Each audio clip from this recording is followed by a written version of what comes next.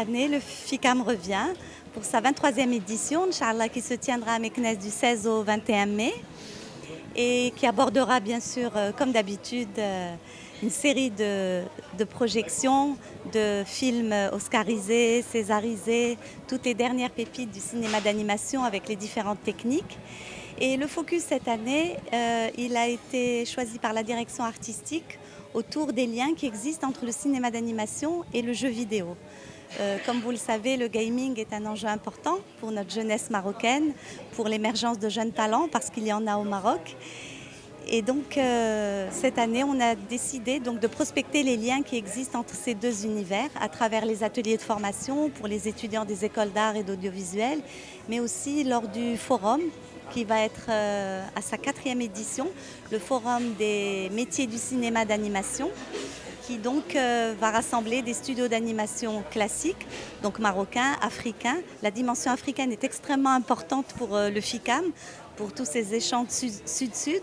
Mais cette année, la nouveauté, c'est qu'on aura aussi des studios de jeux vidéo, donc pour que cette plateforme d'échange, elle aborde aussi les liens qui existent entre ces deux univers. Je suis ravi de cette édition 2025 qui sera exceptionnelle à plusieurs titres, puisque cette année, nous avons un thème spécial qui, j'espère, intéressera la jeunesse, qui est le lien entre le cinéma d'animation et le jeu vidéo.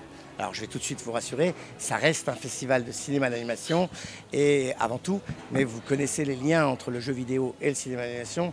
Nous avons plein d'histoires qui sont connues, où des jeux vidéo sont devenus des films, ou l'inverse, des films sont devenus des jeux vidéo.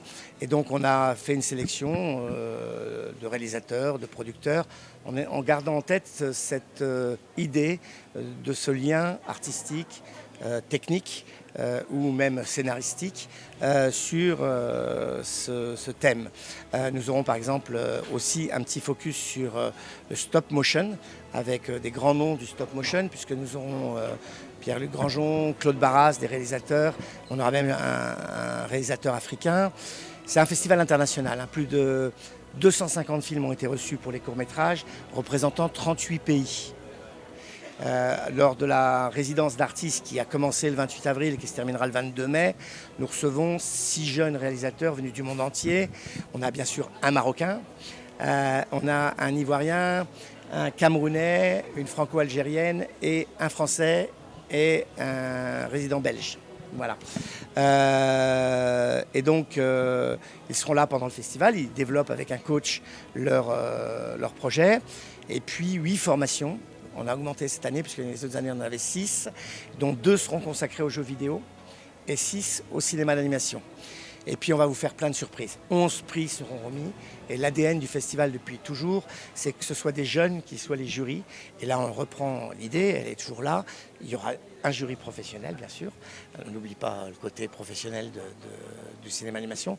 Mais des jeunes du lycée français de Meknès et des jeunes du théâtre Chamat traditionnels vont être formés à l'esprit critique pour donner des prix.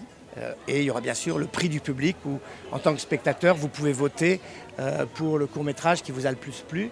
Et donc tout ça sera remis à la cérémonie de clôture qui aura lieu le 21 mai.